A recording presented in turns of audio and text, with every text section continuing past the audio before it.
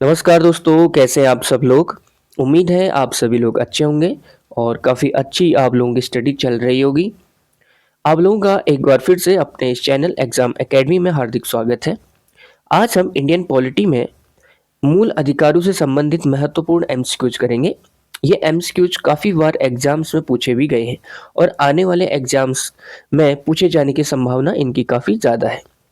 तो उम्मीद है आप सभी लोग इस वीडियो को पूरा देखेंगे। शुरू करते हैं। आज का पहला प्रश्न है, भारत का मैग्ना कार्टा संविधान के किस भाग को कहते हैं। ठीक है, ऑप्शन ए है भाग 3, बी है भाग 2, सी है भाग 4 या फिर डी है भाग 5। तो इस क्वेश्चन का जो सही आंसर है वो है ऑप्शन ए भाग 3। तो भारत का मैग्ना कार्टा संविधान के भाग 3 को कहा जाता है। ठीक है, तो भाग 3 यानी कि आर्टिकल आर्टिकल 12 से आर्टिकल 35। भाग 3 यानी कि फंडामेंटल राइट यानी कि मूल अधिकार। ठीक है, तो मूल अधिकारों को हम क्या कहते हैं, भारत का मैग्ना कार्टा कहते हैं, जो आर्टिकल 12 से आर्टिकल 35 तक भारत के संविधान में दिए गए हैं। तो मैग्ना कार्टा क्यों कहते हैं, सबसे पहले क्या हुआ था कि इंग्लैंड में वो इंग्लैंड की जनता को कुछ अधिकार दिए गए थे। ठीक है, इंग्लैंड की जनता को कुछ अधिकार दिए गए थे, तो और उन अधिकारों को मैग्ना कार्टा कहा गया था।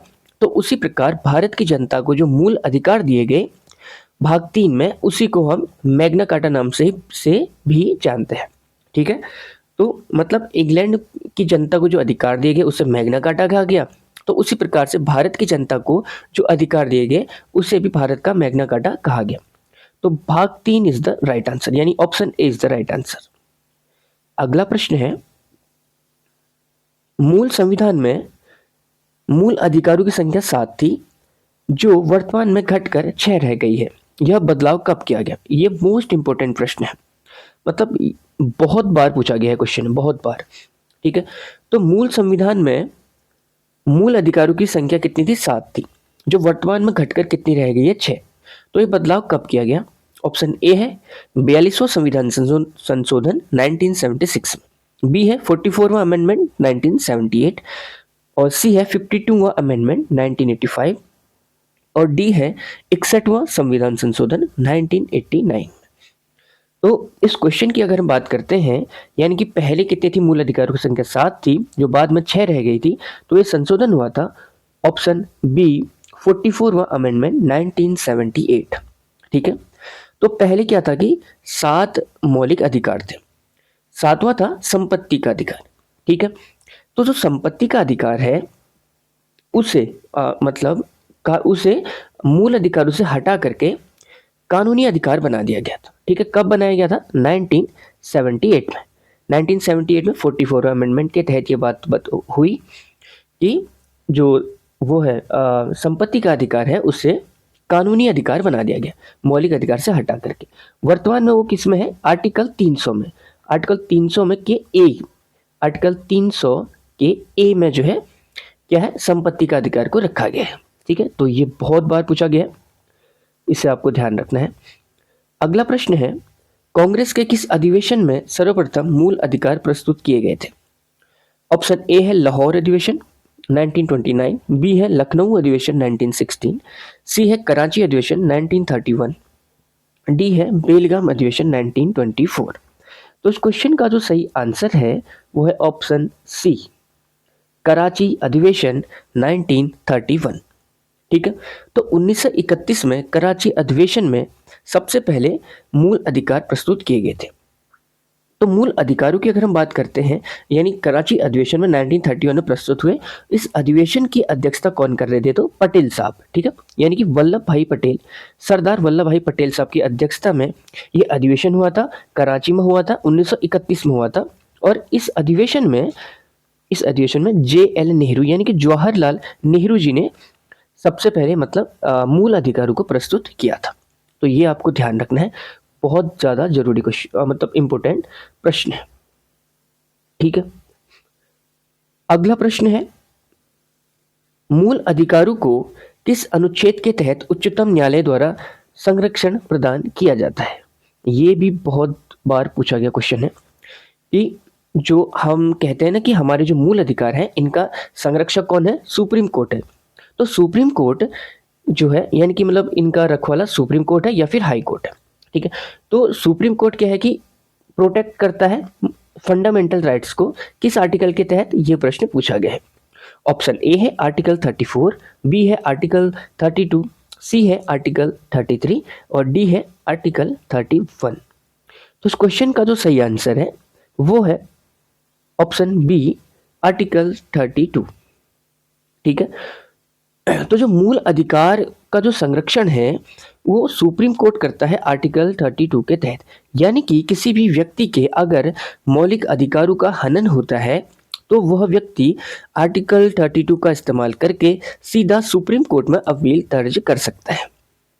ठीक है, ये बहुत बार पूछा गया क्वेश्चन है। और हाई कोर्ट को भी मतलब हाई कोर्ट भी मौलिक अधिकारों का संरक्षण करती है। तो हाई कोर्ट आर्टिकल 226 यानी कि 226, ठीक है, आर्टिकल 226 के तहत जो है फंडामेंटल राइट्स को प्रोटेक्ट करती है। ठीक है, तो ये क्वेश्चन आपको ध्यान रखना है, बहुत ज़्यादा जरूरी है। अगला प्रश्न है आज का क्वेश्चन नंबर 5, संविधान सभा द्वारा मूल अधिकारों को किस देश से लिया गया है? ठीक है, ऑप्शन ए है आयरलैंड, बी है ब्रिटेन, सी है यूएसए यानी संयुक्त राज्य अमेरिका और डी है रूस। तो ये क्वेश्चन आसान है लेकिन पूछा जाता है काफी बार। तो इस क्वेश्चन का जो सही आंसर है वो है ऑप्शन सी, यूएसए। ठीक है, संयुक्त राज्य अमेरिका से हमने मूल अधिकारों को अडॉप्ट किया है। मूल अधिकारों को कहाँ से अडॉप्ट किया है? संयुक्त राज्य अमेरिका से। आयरलैंड की अगर हम बात करते हैं, आयरलैंड, यहाँ से हमने नीति निर्देशक तत्व लिए। ब्रिटेन, यहाँ से हमने संसदीय प्रणाली, एकल नागरिकता और विधि के समक्ष समानता। और रूस से हमने क्या लिया? रूस से हमने मौलिक कर्तव्य लिए थे। ठीक है, तो ये क्वेश्चन भी आपको ध्यान रखना है। अगला प्रश्न है, डॉक्टर भीमराव अंबेडकर ने किस अनुच्छेद को संविधान की आत्मा कहा था? Article 19, article 32, article 17, article 24। तो इस क्वेश्चन का जो सही आंसर है वो है ऑप्शन बी, आर्टिकल 32। ये क्वेश्चन भी बहुत बार पूछा गया है, रिपीटेशन इसका बहुत बार होता है, तो उस चक्कर में आसान है लेकिन ये बहुत इंपॉर्टेंट प्रश्न है। ठीक है, तो आर्टिकल 32 यानी कि आर्टिकल 32 को यानी संवैधानिक उपचारों का अधिकार, आर्टिकल 32 में क्या है? संवैधानिक उपचारों का अधिकार। इसी को जो है भीमराव अंबेडकर साहब ने संविधान की आत्मा कहा था। लेकिन अगर आपसे प्रश्न डायरेक्टली ये पूछे कि संविधान की आत्मा किसे कहते हैं, संविधान में संविधान के किस भाग को आत्मा का दर्जा दिया गया है, तो उसमें अगर प्रस्तावना अगर ऑप्शन में है तो प्रस्तावना बिल्कुल सही है। लेकिन अगर प्रश्न में ये पूछा जाए कि डॉक्टर भीमराव अंबेडकर के अनुसार, ठीक है, तो डॉक्टर भीमराव अंबेडकर के अनुसार संविधान की आत्मा कौन सा आर्टिकल है? तो आर्टिकल 32। ठीक है, ये आपको ध्यान रखना है। तो संवैधानिक उपचारों का अधिकार है आर्टिकल 32 में। आर्टिकल 32 के तहत ही मौलिक अधिकारों का हनन होने पर कोई भी व्यक्ति सुप्रीम कोर्ट में डायरेक्ट अपील कर सकता है। और आर्टिकल 32 के तहत ही जो है मौलिक अधिकारों के हनन होने पर रिट जारी किए जाते हैं। ठीक है, तो ये आपको प्रश्न ध्यान रखना है। अगला प्रश्न है क्वेश्चन नंबर 7, सही मिलान कीजिए। ठीक है, सही मिलान करना है। एक साइड दिए गए हैं कि जो हमारे फंडामेंटल राइट्स है और दूसरी तरफ कि वो किस आर्टिकल्स से सुमेलित है। तो पहले पे है समानता का अधिकार। तो समानता का अधिकार किस आर्टिकल में है ये बताना है। स्वतंत्रता का अधिकार, संवैधानिक उपचारों का अधिकार और धर्म की स्वतंत्रता का अधिकार। तो अगर हम इसका मिलान करते हैं तो समानता का अधिकार जो है वो है आर्टिकल 14 से 18 तक। ठीक है, तो ये हो गया यहाँ पर चौथा। ठीक है, फिर आता है स्वतंत्रता का अधिकार। तो स्वतंत्रता का अधिकार 19 से 22 यानी कि बी का 2। संवैधानिक उपचारों का अधिकार आर्टिकल 32, इसके बारे में हम बहुत बात कर चुके हैं। और डी है धर्म की स्वतंत्रता यानी कि एक ही बचा है और आर्टिकल 25 से 28 तक इसकी बात की जाती है। तो सबसे पहले आएगा 4, फिर आएगा 2, फिर आएगा 3, फिर 1, यानी कि ऐसा कुछ दिख रहा है 4, 2, 3, 1। तो option A is the right answer. ठीक है, तो पहले का हो गया समानता का अधिकार आर्टिकल 14 से 18 तक, फिर हो गया स्वतंत्रता का अधिकार 19 से 22, फिर हो गया संवैधानिक उपचारों का अधिकार आर्टिकल 32 और धर्म की स्वतंत्रता का अधिकार हो गया आर्टिकल 25 से 28। तो option A is the right answer, ये आपको ध्यान रखना है। अगला प्रश्न है, आपातकाल के दौरान भी कौन से मौलिक अधिकार निलंबित नहीं किए जा सकते? ये क्वेश्चन बहुत इंपॉर्टेंट है, बहुत ज़्यादा इंपॉर्टेंट है। ये आपको ध्यान रखना है कि आपातकाल के दौरान भी कौन से मौलिक अधिकार ऐसे हैं जो निलंबित नहीं किए जा सकते। ए है आर्टिकल 19-20, बी है अनुच्छेद 23-24, सी है अनुच्छेद 20-21 और डी है अनुच्छेद 25 और 26। तो इस क्वेश्चन का जो सही आंसर है वो है ऑप्शन सी, आर्टिकल 20 और 21। यानी कि ये दो आर्टिकल ऐसे हैं जो आपातकाल की स्थिति में भी मतलब में भी निलंबित नहीं किए जा सकते। ठीक है, आर्टिकल 20 और आर्टिकल 21। आर्टिकल 20 की अगर हम बात करते हैं तो दोष सिद्धि से संरक्षण, यानी कि अपराध दोष सिद्धि से संरक्षण। ठीक है, अपराध दोष सिद्धि से संरक्षण कितने में है? आर्टिकल 20। इसके तहत तीन तरह की बात मतलब 3 पॉइंट बताए गए हैं। एक तो ये आता है कि दंड विधि से संरक्षण, यानी कि अगर किसी व्यक्ति ने कोई काम किया, कोई गलत कार्य किया और लेकिन उस कार्य के लिए कोई सजा का प्रावधान है ही नहीं, तो वो दंड देने के काबिल नहीं है, मतलब उसे दंड नहीं दिया जाएगा।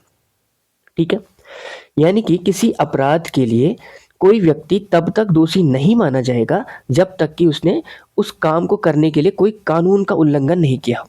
ठीक है, मान लेते हैं कि चोरी करने के लिए मतलब चोरी करने पर कोई सजा का प्रावधान नहीं है। ठीक है, ऐसा मान लेते हैं। तो किसी व्यक्ति ने अगर चोरी कर दी तो उसके बाद अगर वो कोर्ट में आया कि भैया ऐसा ऐसा हो गया, तो उस पर जो है कोई एक्शन नहीं किया जा सकता क्योंकि चोरी के खिलाफ कोई भी कानून नहीं है। ठीक है, तो चोरी को अपराध नहीं माना गया है। तो तब क्या, तो ऐसी स्थिति इसमें बताई गई है कि अगर किसी व्यक्ति ने कोई ऐसा काम किया है जिसके लिए उसके खिलाफ कोई सजा मतलब मतलब उसने काम ऐसा कर दिया जिसके लिए उसकी कंप्लेन हुई है, लेकिन उस कार्य के लिए कोई भी सजा का प्रावधान कानून में नहीं है। ठीक है, तो उसको जो है दोषी नहीं माना जाएगा।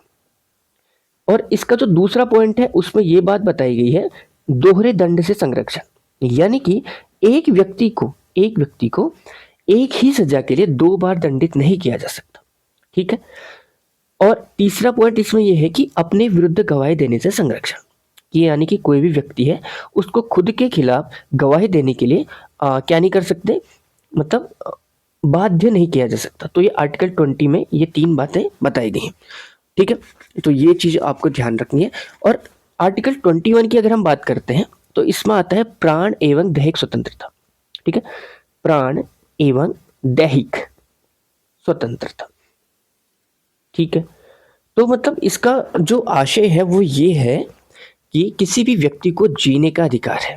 ठीक है, और वो भी जीना मतलब ऐसा नहीं कि बस ऐसे जी रहे हैं, गरिमापूर्ण जीवन जीने का अधिकार है। आर्टिकल 21 ये बात बताता है।